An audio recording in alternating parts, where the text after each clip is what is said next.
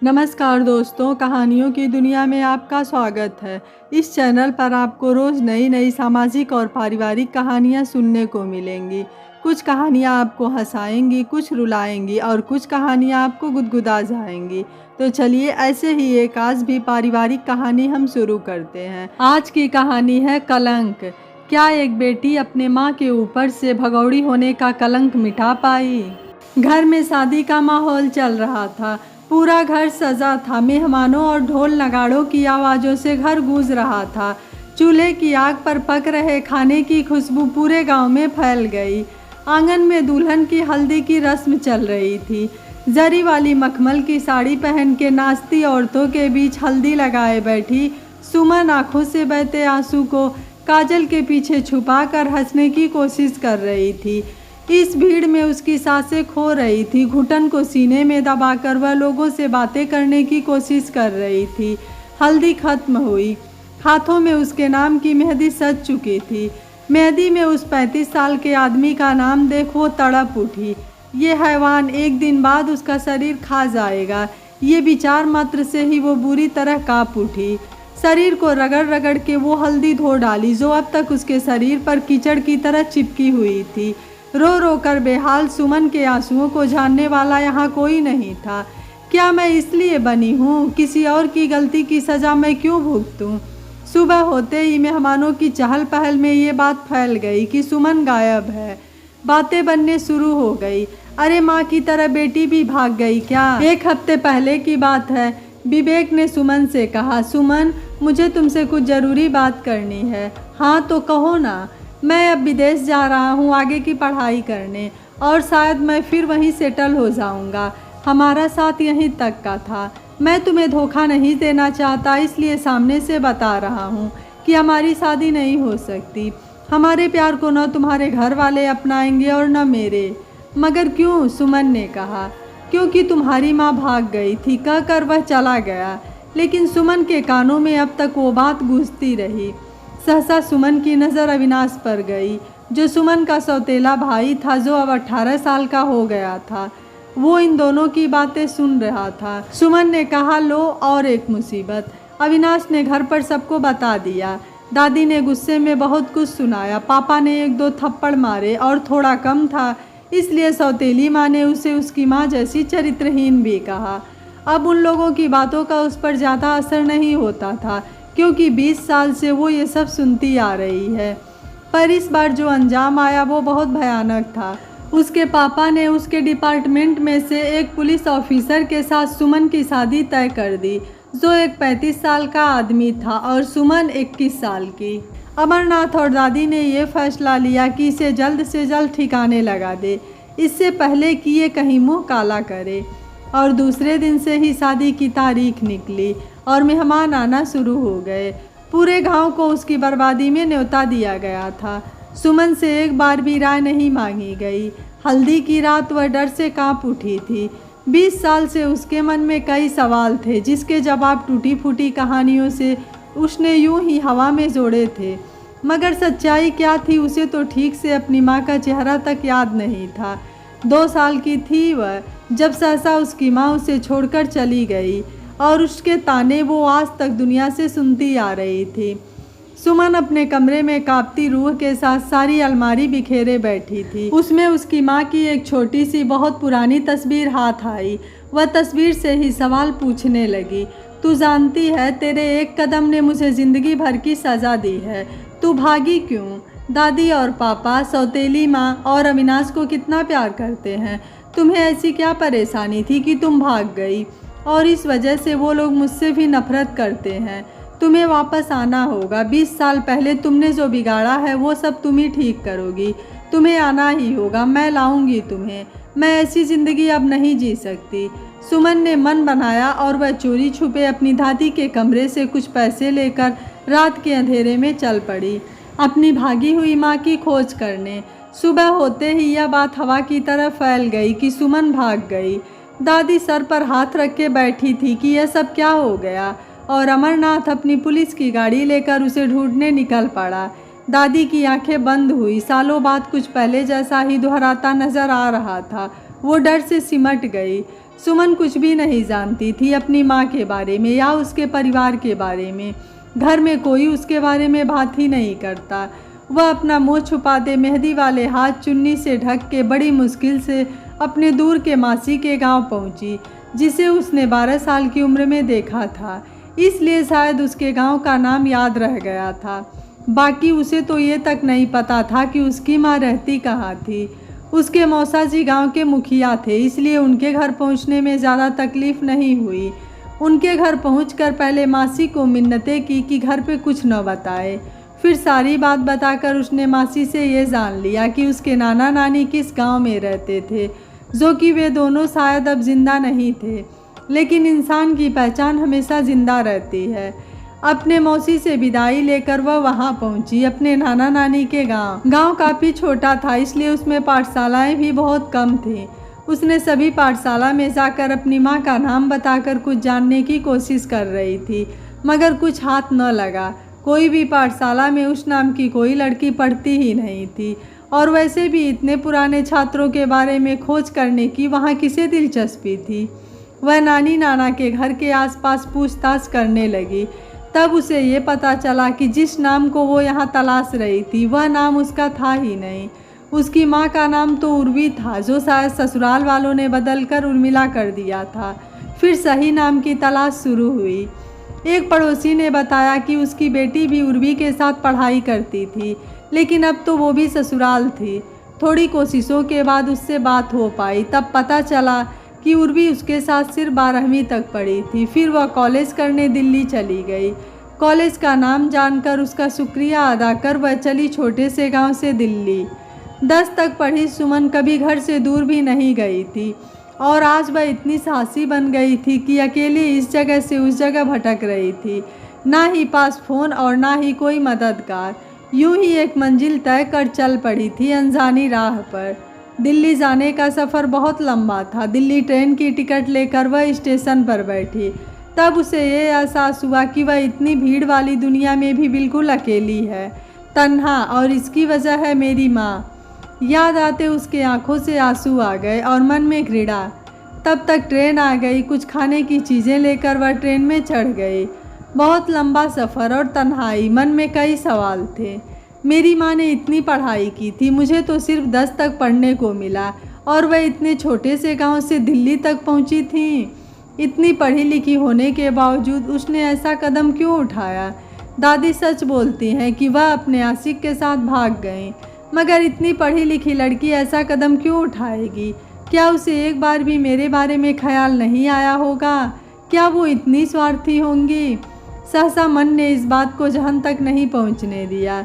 दिल के किसी कोने से आवाज़ आ रही थी, जो शायद कहना चाहती थी कि बात कुछ और है, मगर आज तक उसने जो देखा, जो सुना, वह सब उसे वो दबी जबान सुनने से रोक रहा था।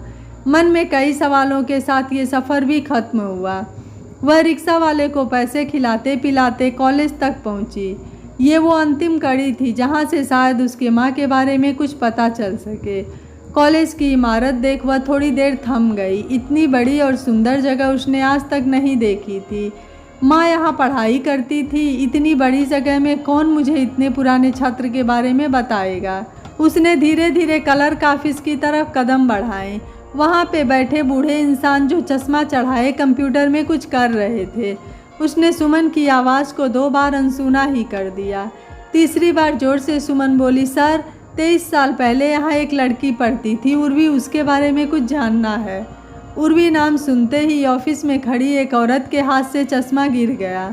उस क्लर्क ने तो 23 साल सुनते ही मना कर दिया, ये कहकर कि हम किसी की पहचान ऐसे ही नहीं बताते, और ऐसे ही पुराने बेमतलबी काम करते फिरेंगे तो आज का काम कौन करेगा।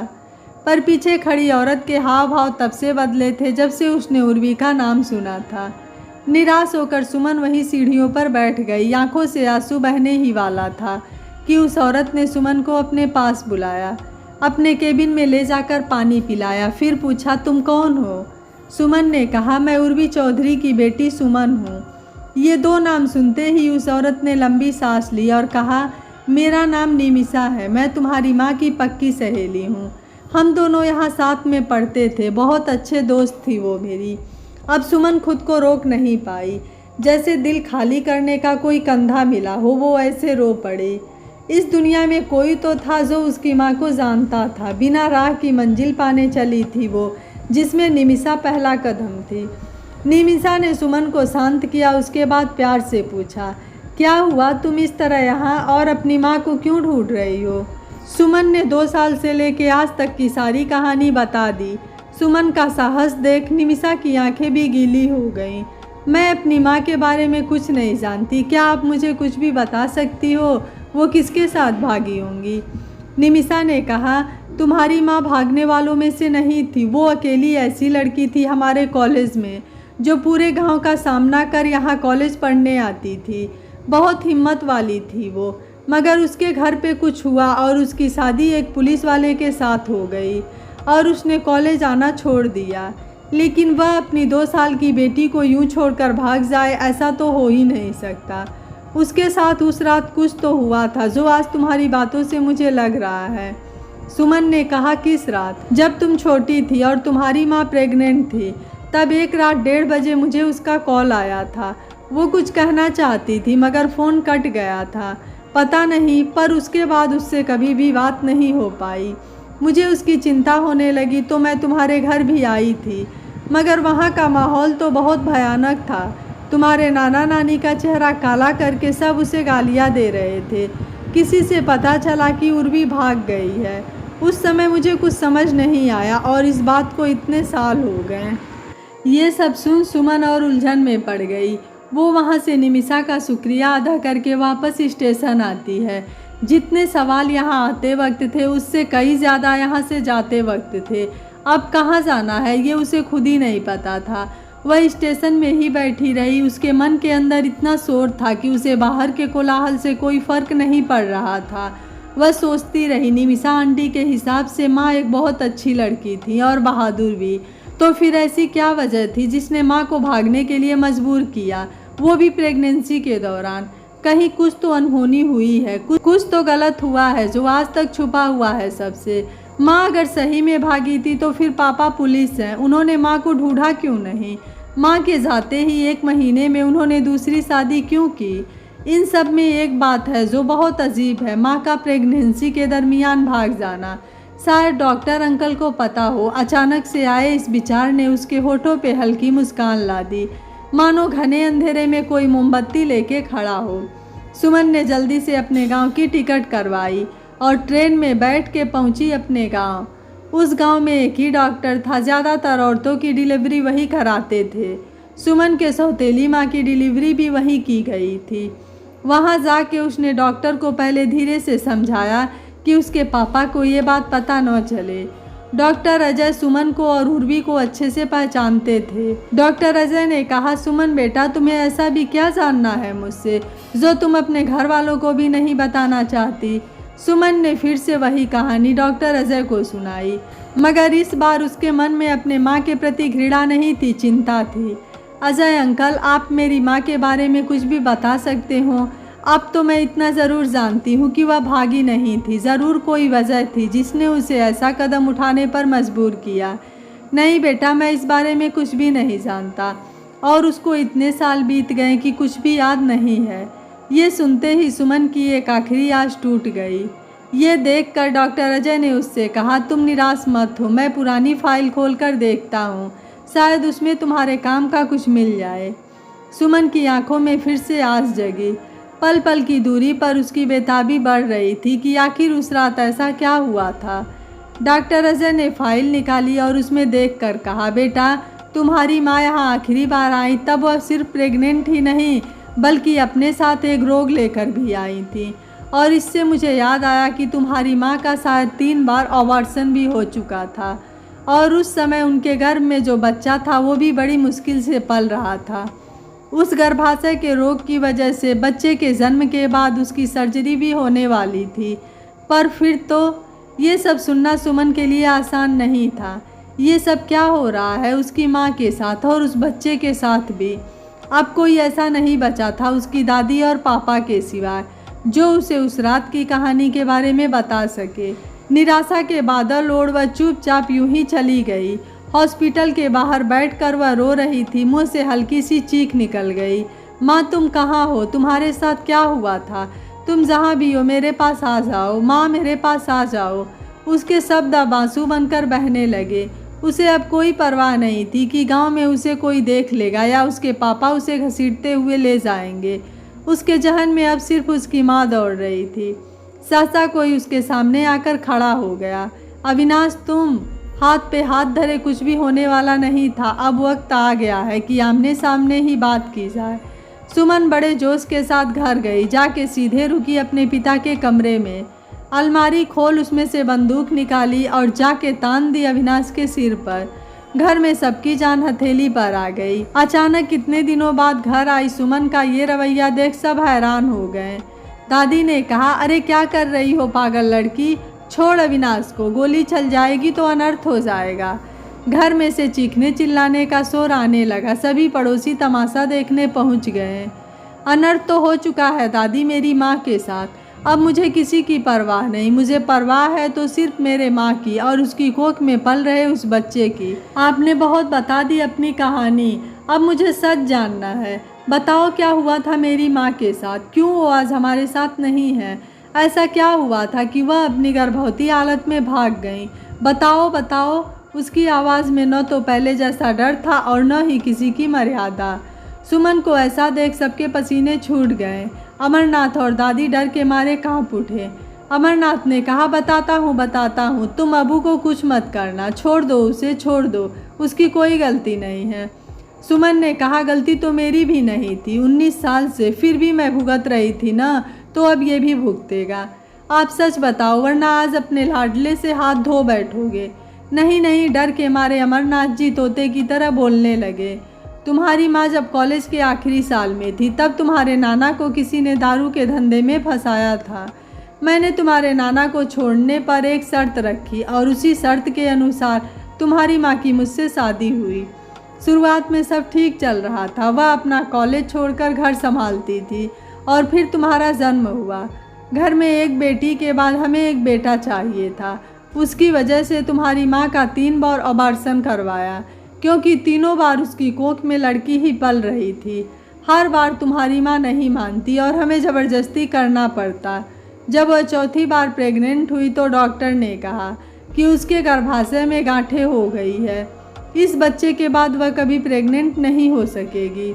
लेकिन हमने दूसरे डॉक्टर को दिखाया जिसने हमें कहा कि ऐसा कुछ नहीं होगा, ऑपरेशन के बाद वह फिर से प्रेग्नेंट हो सकती है। तो मैं और माँ खुश हो गए और मैंने फिर उसे हॉस्पिटल आने के लिए कहा। हम ये देखने जा रहे थे कि बेटा है या बेटी। बरसात का मौसम था। अंधेरा होने के बाद गुप्त तरीके से वो जांच करवाने वाले थे। तुम्हारी माँ जिद पे अड़ी थी कि उन्हें ये जांच नहीं करवानी। जो भी हो वो उसे जन्म देना चाहती थी, लेकिन मैं ये नहीं चाहता था। कुछ ही घंटों में उसकी बारी आने वाली थी। हम अकेले में डॉक्टर से बात करने गया। इतने में वो हॉस्पिटल से भाग गई। अंधेरा काफ़ी हो चुका था। मैं उसे ढूंढने चला गया। भागते भागते वो एक जंगल की ओर बढ़ गई और मैं गाड़ी लेकर उसके पीछे पड़ा था। मेरा खून खौल रहा था उसकी इस बचकानी हरकत पर। मैं बहुत चिल्लाया, मगर वो मुझसे बचने की चाह में भागी जा रही थी। अचानक तेज़ बारिश शुरू हुई। मेरी गाड़ी बंद हो गई। मैं वही गाड़ी छोड़ उसके पीछे भागा। मेरे हाथ में आते ही मैंने उसे जोर का थप्पड़ मारा। मुझे होश ही नहीं रहा था। सारा गुस्सा उस थप्पड़ में बह गया। वो बुरी तरह से गिर गई और सिर पत्थर से टकरा के खून से लथपथ हो गया। मुझे समझ नहीं आ रहा था कि क्या करूं। बारिश बढ़ती ही जा रही थी और तुम्हारी माँ अपने आखिरी सांस गिन रही थी। अब मेरे हाथ में कुछ नहीं था। मेरी आंखों के सामने वह मर गई और उसकी कोख में पल रहा बच्चा भी। अब उसे ऐसे घर ले जाता तो मुझ पे और माँ पे कई सवाल उठते। हमारा घर बदनाम हो जाता। इन सब से निकलने का मुझे एक ही तरीका दिखा। मैंने जंगल में माँ को खुदाई का सामान लेकर बुलाया और उसे वहीं दफना दिया।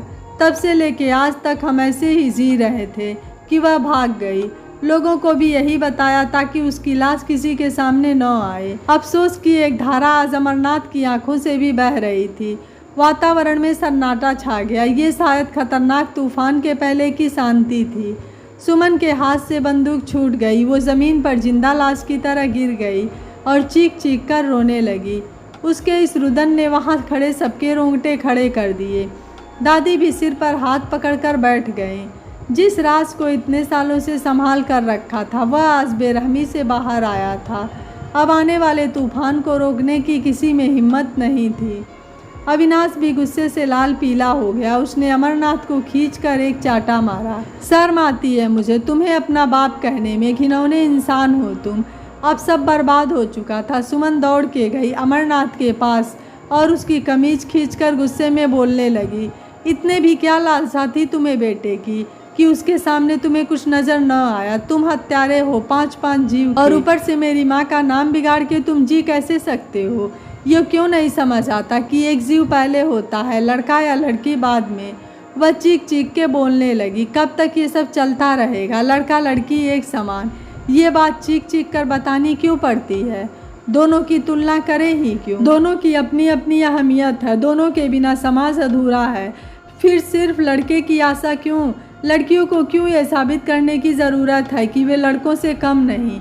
क्या वह एक लड़की बनकर नहीं रह सकती। किसी से उसके पद की तुलना क्यों करते हो। न जाने मेरी माँ की तरह और कितनी औरतें इस दुख से गुजर रही हैं। बंद करो ये घिनौनी हरकत। ईश्वर के दिए जीव को पालना सीखो, नहीं कि उसके मोल करके उसे मारना। हर शादी के पहले क्या दहेज के साथ ये शर्त भी रखनी पड़ेगी कि लड़की ऐसे घटिया इरादों के लिए अबॉर्शन नहीं करवाएगी। सभी चुप थे। सुमन की आवाज़ सबके कानों से होकर दिल को चीर रही थी। मुझे नहीं रहना ऐसे समाज में। वह पीछे मुड़ी और अविनाश के पास गई।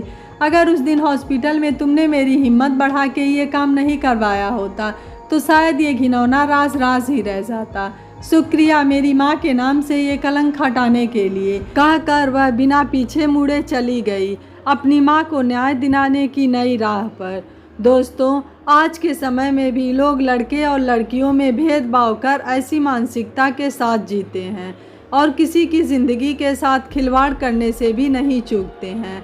आपको एक बेटी का अपनी माँ के लिए इंसाफ की लड़ाई का फैसला कैसा लगा, आप मुझे अपनी राय कमेंट बॉक्स में ज़रूर दीजिएगा।